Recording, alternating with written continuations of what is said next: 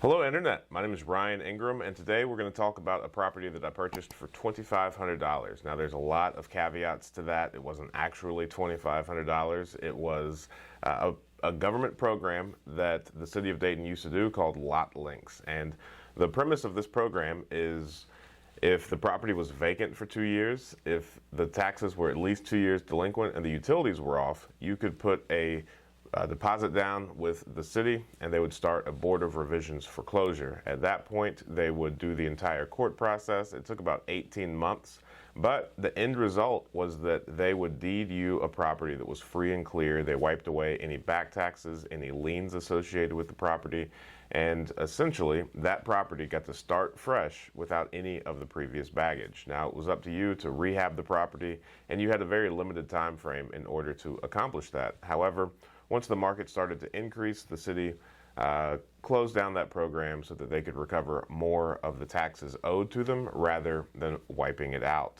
And I think that is a slight point of contention between the city and the county. I think the county wanted to do it. The city wasn't yet ready to end that program, but I really don't know. It's got nothing to do with me. I just know that at one point, the city of Dayton, one of their biggest battles was that around 30% of their housing stock was vacant. So this is a program that they created in order to combat the blight and just the degradation of their neighborhoods. So let's hop into this property that I purchased through that program. Now, when it's all said and done, the fees are about $2,500. I think the initial deposit was $750, and then at the end of the process, you would reimburse them the remainder of the fees that they had in the property. So while I say I purchased it for $2,500, really all I did was pay about $2,500 worth of fees or closing costs, kind of making this property free. So I know I've referred to it both ways in the past, as both a free property and a property that I purchased for $2,500. However, just like foreclosures, you really don't have access to the interior of the property, so you have no idea what you're getting into. And that was actually one of the biggest hiccups of the program, is whenever the city would deed the properties over to individuals, they would then be able to gain access to the interior and say, wow, that was way more than I was expecting. In fact, I do not want this property.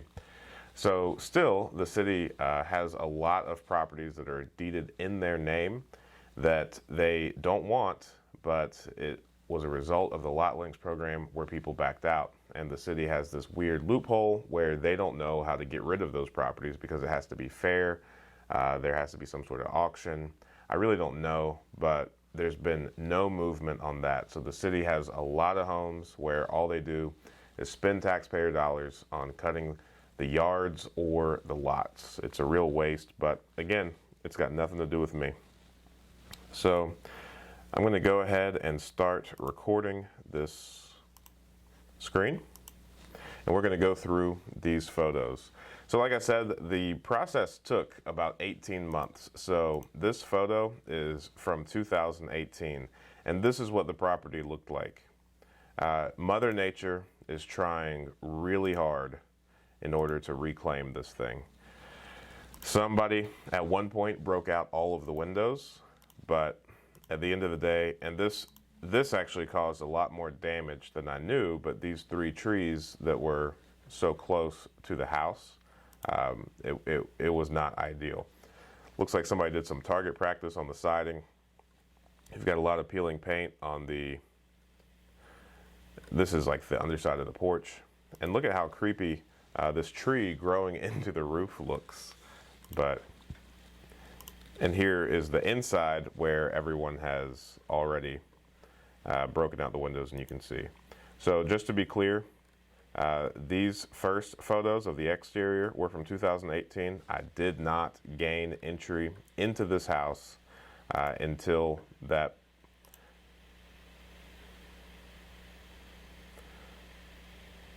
process was over. So July of 19 is when I entered.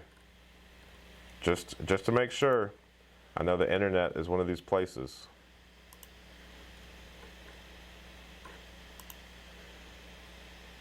There we go. 2018.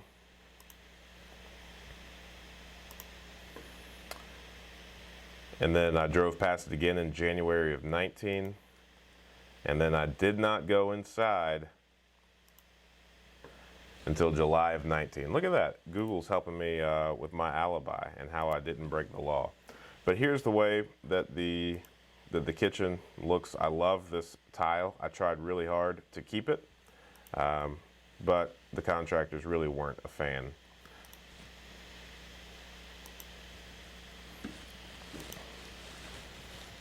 And this is only a 2-bedroom house, believe it or not. It's one of the largest 2-bedroom homes that I've ever been inside of. I have no idea what this was, this like pantry entertainment center area. And then look how cool all of this tile work in the bathroom is. I talked to several people, my wife mainly, who really didn't like it, said that this pattern was a little bit too demonic looking. And I guess I respect that. Kind of looks like a lizard. And then this looked like a lizard person. So we had to get rid of it. And obviously you saw that picture of the roof. So one of the first things that we did whenever we were deeded this property is we went ahead and replaced the roof. Now this was before the lumber prices went bananas, since this is still 2019. So this roof only cost about $4,500 at the time. There's my son, my oldest son, and this shows you how long we have been working on this property, or how long ago it was, because that's my oldest daughter, and he's holding her up because she wasn't able to walk yet, but I didn't want her to crawl around on that floor. I only let her down for that picture, and then I picked her up again.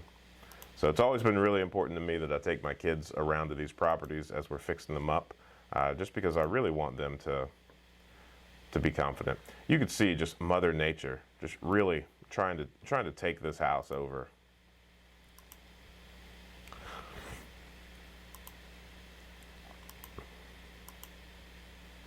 So you'll see this a lot whenever you tear off the roofs of older homes, is there's spacing in between the original decking. And when it was like wood shingles, that didn't matter, the spacing.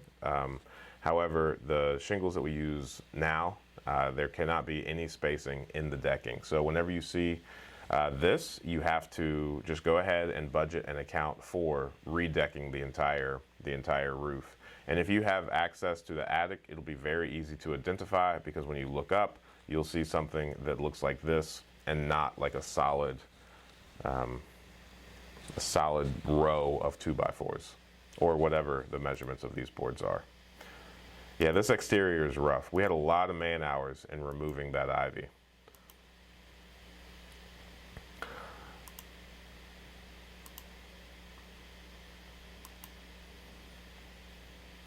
Goodbye, beautiful tile.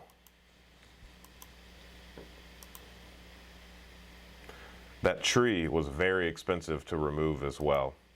And you can see on this picture how close the base of that tree was to the basement foundation. So we actually had to rebuild a portion, or not rebuild, but stabilize a portion of that basement.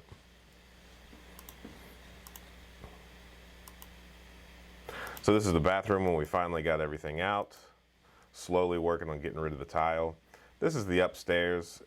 I'm not the tallest guy in the world, but it was just not comfortable, so we did not finish that, just because there would be no use. You'd have to be very tiny in order to stand up in there and use it as space. So this is the cool kind of window of the kitchen, and we were able to do some cool stuff with that. More tree removal, more brush removal. Again, we had to do this. This is the first time that we did it, but we had to do this multiple times. It grew back something fierce. So this is us removing the entertainment center. And unfortunately, this is the property that my brother and I have talked about frequently. We actually mentioned yesterday morning on the live stream. And that's that this property was started by one contracting crew, and they were unable to finish. So they kept stringing us along and stringing us along, saying, oh, we're going to get to it, we're going to get to it, we're going to get to it. But it just looked like this for a very long time. And progress started becoming so slow that we bit the bullet and we just hired in another crew to come in and finish, and they did so promptly and very professionally. So super thankful for that. After we got everything cleaned out, one of the other first things that we did was go ahead and replace all these windows. Again, got my son with me.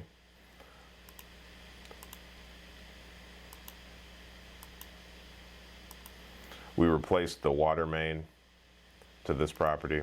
Anytime properties have been sitting for a very long time, it's always wise to do due diligence on the main service lines to the home, the water main, the sewer main, and make sure that those are okay. Chances are, if it's been sitting for a while and it's the original galvanized water main, then you're going to have to replace it, just because it's probably corroded so much that there's hardly any volume, probably like a pencil-shaped or pencil-sized hole going in from the water line.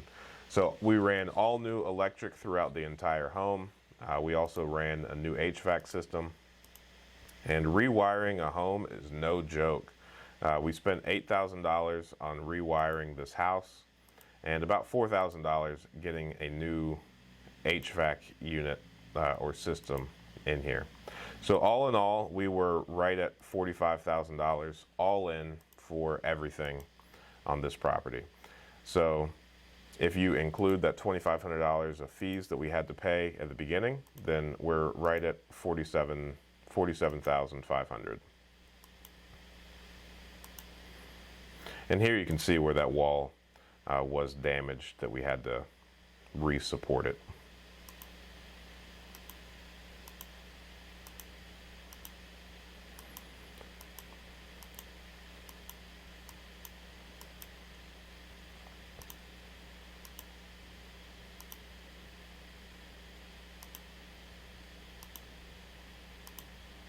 I tried. This was my attempt. So like I said, I wanted to save the kitchen tile. One of the contractors complained about not being able to find that particular tile anymore. So of course I had to do my research, and I delivered the tile to them. And that box has never been seen again. They didn't want anything to do with it.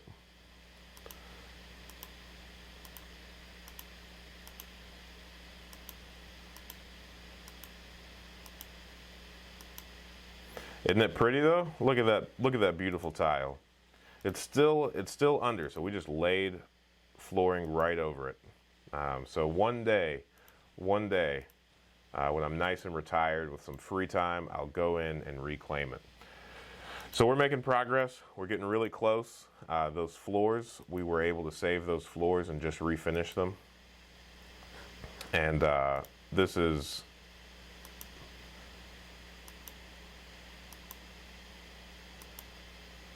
I mean, that's the floor sanded. So they sanded out really, really nicely.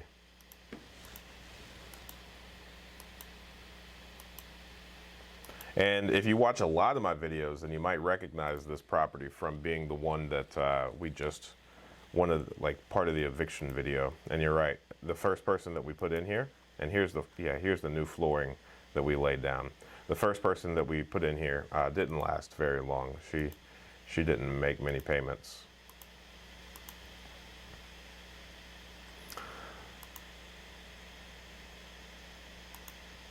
Night and day difference though, isn't it?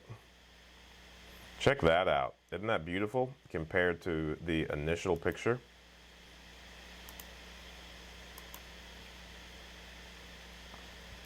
And here's the cool thing that I said that we did, is we were able to use some butcher block and make like a really nice wooden, I don't know, wooden counter.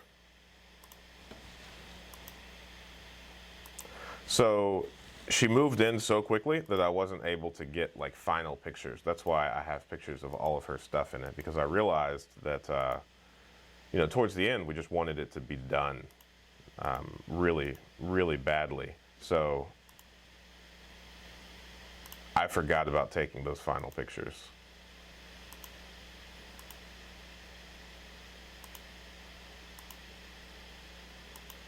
And this is after the eviction, and this is how things were left, which is fine. You know, we were able to clean it up. It really wasn't all that bad.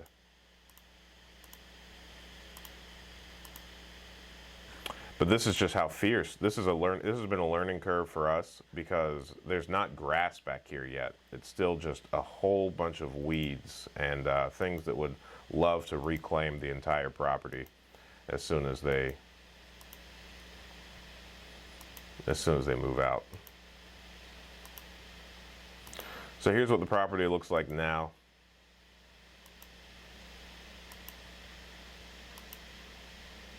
And then we rented it out pretty quickly, looking just like this. So, and like I said in the beginning of the video and in the middle, so this property, we purchased it for about $2,500. We then put $45,000 into it, and once we refinanced it, the property appraised for $75,000. And as you're familiar, mentioned it in a couple of videos now, our main formula is that we want to be all in at about 75% or less of the after repair value. So 75,000 divided by, or times 0.75. I guess I could just bring up the calculator on this computer rather than doing it on my phone. 75,000 times 0.75 is 56,250, and we were all in at 47,500.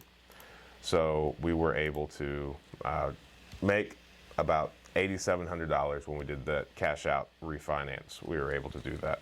And that's not bad. I'm not angry about that, especially considering the fact that this is where we had that whoopsies with the contractor, and we went ahead and prepaid for work that wasn't already completed. Those numbers are factored in there.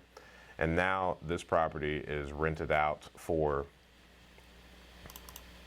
$800 per month. So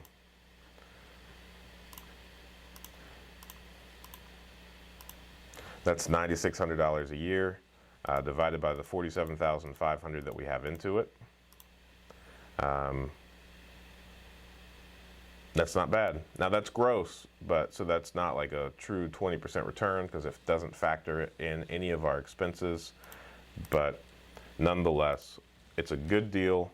It's unfortunate that that program is now defunct, but we were able to get 3 other properties from that same program.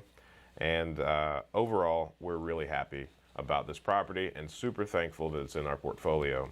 And just, you know, going back and looking at what the property looks like now compared to what the property looked like when we first encountered it, it's just a true night and day. And it feels really good just in the soul to be able to take something that's not like a functioning unit of society and turn it back into something that is beneficial for the community, looks significantly nicer, and ultimately is just a value add to the entire community.